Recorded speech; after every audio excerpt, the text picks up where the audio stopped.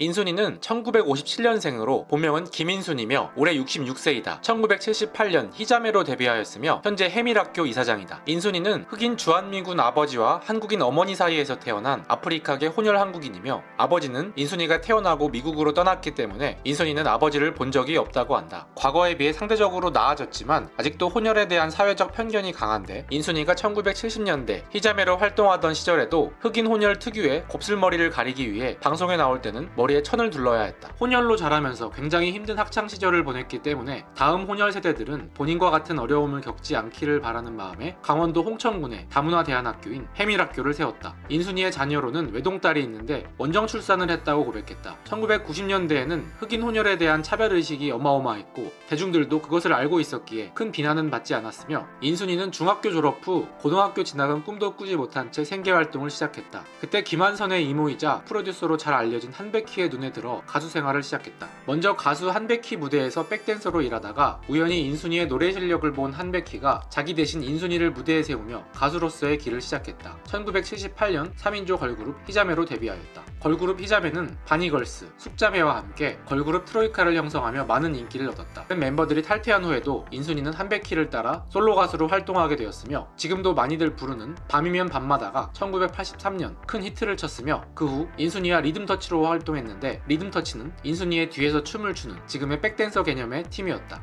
한백희와 헤어진 이후 인순이에게 긴 슬럼프가 찾아왔는데 이때부터 TV 활동이나 가수로서 화려한 무대는 거의 오르지 못하고 야간업소 혹은 복음성가 계열 등의 공연을 돌게 된다. 이 시기의 대표곡으로는 트로트풍의 착한 여자, 김영석이 작사 작곡한 이별 연습이 있는데 착한 여자 이후 결혼과 출산으로 긴 공백기를 가지게 된다. 이후 90년대 초 KBS 열린음악회가 인기를 끌던 당시 이 프로에 자주 나와 다양한 노래를 완벽하게 소화해내는 모습을 보이면서 대중의 눈에 다시 들어왔고 이때 박진영과 작업한 또라는 노래로 재기의 발판을 마련했다. 그 후 2000년대 초반까지 꾸준히 앨범을 발매하며 라이브 무대 위주로 활동했으며 2004년에는 조피디의 히트곡 친구여의 피처링으로 참여했으며 음악 캠프에서 3주 연속 1위를 차지하는 기염을 토하며 지금도 친구여 노래는 그녀의 노래로 착각할 정도로 젊은 세대뿐만 아니라 기성세대들까지 큰 인상을 남겨주었다. 인순이가 위대한 점은 환갑이 넘은 나이에도 다른 장르에 도전하는 도전 정신과 철저한 자기관리를 할 수 있다. 현재 인순이와 동년배 여가수들이 대부분 활동을 접거나 디너쇼 등 특정 세대만을 공략하는 데에 비해 인순이는 여전히 넓은 연령대를 대상으로 다양한 도전을 펼치고 있으며 이번 KBS의 골든걸스도 그녀의 가수 인생에서 또 한 번의 변곡점이 되지 않을까 생각한다. 박미경은 1965년생으로 올해 57세이다. 서울예술전문대학 국악과를 졸업했으며 1985년 MBC 강변가요제 민들레 홀시데어로 데뷔했다. 가수 지망생이었던 어머니의 재능을 물려받아 6살부터 피아노와 기타를 배우고 레슨 선생님이 3명이 있을 정도로 전폭적인 지원 속에 자랐다. 어릴 때부터 절대음감을 가지고 있었고 오케스트라 연주를 들으면 악기 소리를 구분해낼 수 있을 만큼 듣는 귀가 좋았다. 초등학교 시절 기타를 들고 양로원에서 공연을 할 정도로 성장 과정에서 박미경에게 음악은 때려야 뗄 수 없는 관계였다. 연영가요제에서 임기훈의 버뜨라로 대상을 수상하는 등 경력을 쌓아가던 박미경이 처음으로 대중에게 이름을 알린 것은 1985년 강변가요제에서 민들레 홀시데어로 장려상을 수상하면서부터였다. 이 곡은 당시 그리 히트한 것은 아니었지만 라디오 등을 통해 조금씩 알려지면서 몇 년 후 박미경이 데뷔 앨범을 낼 수 있게 하는 원동력이 되었다. 무명에 가까웠던 박미경은 프로듀서 김창완을 만나며 격렬하게 극적인 전환점을 맞는다. 그동안 꾸준한 관심을 가져온 흑인 음악에 대한 실험의 연장선으로 박미경을 통해 새로운 사운드를 구현한 1집 앨범을 2년간의 작업 끝에 내놓았다. 데뷔 때부터 박미경과 함께했던 단짝 천성일이 작곡하고 김창완이 가사를 썼으며 당시 떠오르는 뮤지션인 김영석의 편곡으로 완성된 이유 같지 않은 이유는 하우스 댄스 사운드, 격정적인 소울풍의 보컬이 담긴 당시로서는 파격적인 음악으로 주목을 받았으며 이 곡은 연말이 되면서 더욱 뜨겁게 달아올랐고 결국 가요 프로 1위를 석권하면서 그해 하반기 가장 핫한 댄스곡이 되었다. 참고로 이유 같지 않은 이유를 발표하기 전에 박진영, 강원래와 함께 프리스타일이라는 그룹으로 데뷔를 준비하다가 기간이 길어지자 박진영이 먼저 이탈해 날 떠나지 마를 발표했고 그 이후 박미경이 나와서 이유 같지 않은 이유를 발표했다. 두 해 동안의 절정기 이후 1996년에 접어들면서 전성기에 비해 하락세가 시작되었다. 이에 박미경은 한계를 느껴 활동을 전면 중단하고 미국으로 음악 유학길에 떠났다. 마이클 잭슨, 스티비 원더 등 세계적인 가수들의 보컬 트레이너였던 세스 릭스에게 발성부터 창법 전체를 교정받았으며 받았으며 새로운 보컬 스타일을 확립한 후 귀국하여 1999년에 집착을 타이틀로 한 4집을 발매했다.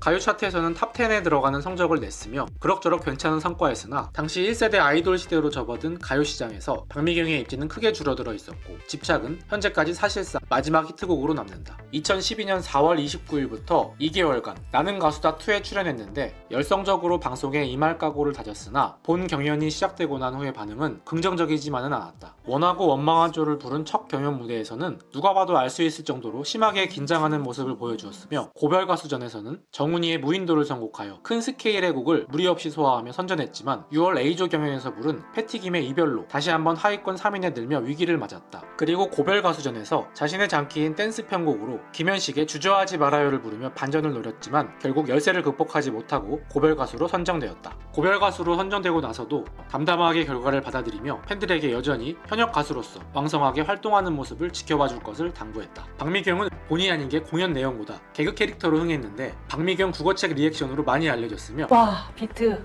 리듬, 소울 그대로 그냥 JK 김동욱 나타나네. 와. 골든걸스에서는 아이브의 IM을 2주 만에 준비해서 성공적으로 부르며 레전드의 귀환을 예고했다.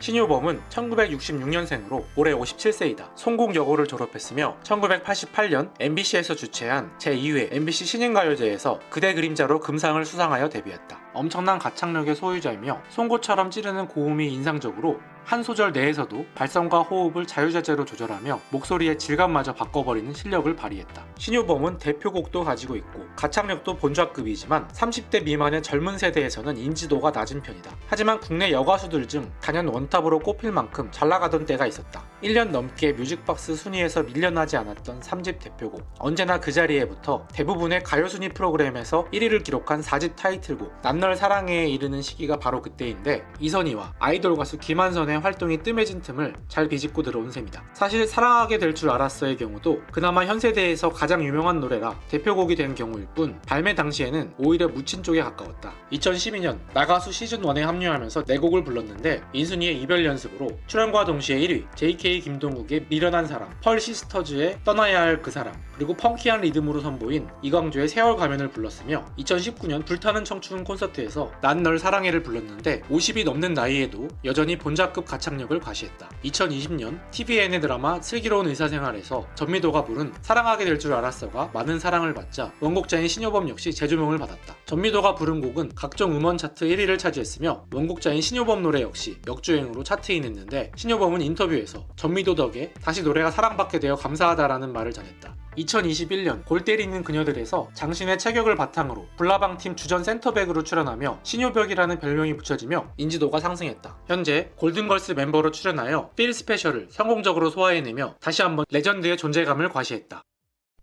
이은미는 1966년생으로 올해 57세이다. 동명여고를 졸업했으며 무대에서 맨발로 노래하여 맨발의 디바라는 별명이 있다. 이은미는 신촌블루스의 객원 보컬로 활동을 시작했다. 그 당시 신촌블루스는 언더그라운드에서 가장 잘나가는 밴드 중 하나였고 신촌블루스 출신 유명 가수로는 김현식이 있으며 당시 김광석, 김장훈 등과 많은 음악가들과 친분을 쌓고 유명세를 탔다. 발표하는 곡들이 몇 년 지나서 히트를 치는 경우가 간혹 있는데 메가 히트곡인 애인 있어요 역시 2005년에 발매했지만 2008년 최진실의 유작 내 생의 마지막 스캔들에 실리며 엄청난 인기를 얻었다. 그 전에 이미 드라마에 삽입된 적도 있었는데 2005년 차인표와 조재현이 열연한 홍콩 익스프레스의 메인 OST로 쓰이기도 했다. 이후 발매한 헤어지는 중입니다, 녹턴 등이 잇따라 큰 인기를 얻었으며 앨범보다 공연에 더 몰입하는 성향 때문에 데뷔 20년이 지났어도 정규 앨범은 6집밖에 나오지 않았다. 또한 이은미는 게스트를 안 부르기도 유명한 대선배인 조용필 콘서트에서 게스트로 나온 적이 있는데 실제로 조용필이 매우 아끼는 배우라고 한다. 나는 가수다 초기부터 나가수에 대한 부정적인 견해를 피력했던 이은미였지만 결국 나가수2에 출연을 결정했다. 오프닝 쇼에서 MC를 보면서 자신의 숨은 명곡 녹턴을 선보였는데 청중평가단이 이영현을 1위로 뽑은 것과는 달리 맨 처음 순서였음에도 불구하고 모니터 평가단이 1위로 뽑는 이변이 일어났다. 이은미는 원곡자의 양해를 받지 않고 무단으로 리메이크한 노래를 자기 앨범에 수록을 했는데 김동률의 사랑한다는 말과 양희은의 사랑 그 쓸쓸함에 대하여가 바로 그것이다. 김동률이 선배라지만 허락도 안 받고 리메이크를 하다니 너무한 것 아니냐며 이은미에게 쓴소리를 날렸으며 불쾌했다면 앨범에서 빼겠다라고 이야기했고 양희은의 곡 사랑 그 쓸쓸함 프로그램에 대하여는 처음에 양희은에게 리메이크 동의를 구했으나 양희은이 개인적인 사연을 담은 곡이라 리메이크를 거절하였음에도 불구하고 선배님께 죄송하지만 나는 원하는 건 다 해야 하는 스타일이다 라고 하며 무단으로 리메이크를 했는데 양희은의 데뷔 연도는 1971년이고 이은미는 1992년으로 무려 21년 차의 대선배의 곡을 아무렇지도 않게 무단으로 리메이크하여 큰 논란이 되었다. 뛰어난 실력과 다양한 방송에 출연하여 인지도가 높은 이은미는 34년을 솔리스트로 살아 골든걸스 멤버 수락이 쉽지는 않았지만 청하에 벌써 12시를 완벽하게 소화해내며 건재한 실력을 뽐냈다.